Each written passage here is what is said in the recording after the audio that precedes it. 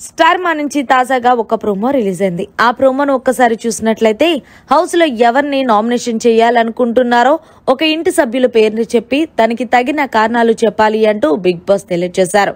ఈ కిందలో భాగంగానే ఎవరైతే నామినేట్ అవుతారో వాళ్ళు నేరుగా షవర్ కింద కూర్చోవాలి. అప్పుడు వాళ్ళ ఒంటి మీద బురద నీళ్లు పడతాయి.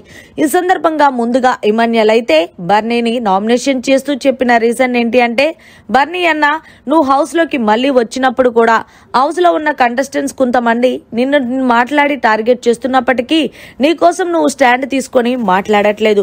నీకోసం నువ్వు స్టాండ్ తీసుకోవాలని అందుకే నేను నిన్ను నామినేషన్ చేస్తున్నానంటూ ఇమాన్యుయల్ ఈ రీజన్ చెప్పి నామినేషన్ చేశాడు. ఇక ఇందులో భాగంగానే రీతు అయితే దివ్యాని నామినేషన్ చేసి, దివ్య నువ్వు చాలా తెలివైన దానివి, ముఖ్యంగా చెప్పాలి అంటే గనక నువ్వు కొంతమందిని గ్రూప్ ని క్రియేట్ చేసుకుంటావు, ఎప్పుడు ఎవరిని ఎలా వదలాలని ఒక్కొక్కరిని బాణాలుగా వదులుతావంటూ ఎంతైనా నీ దగ్గర నిజంగా స్ట్రాటజీ నెక్స్ట్ లెవెల్ ఉంది అంటూ రీతు దివ్యకి ఈ పాయింట్ చెప్పి నామినేషన్ చేసింది. ఇక అలాగే పవన్ కళ్యాణ్ అయితే నిఖిల్ ని నామినేషన్ చేసి చెప్పిన రీజన్ ఏంటంటే, నిఖిల్ భయ్య నీ గేమ్ అయితే ఎక్కడా కనిపించట్లేదు అంటూ చెప్పడంతో, అదేంటి వీకెండ్ వచ్చిన నాగార్జున గారు నన్ను టాప్ 6 లో పెట్టారు అంటే బర్నీ గారు దివ్య కన్నా నేను బాగానే గేమ్ ఆడుతున్నాను కదా, నీకు కనిపించలేదేమో అంటూ రివర్స్ కౌంటర్ ఇచ్చుకున్నాడు కళ్యాణ్ కి.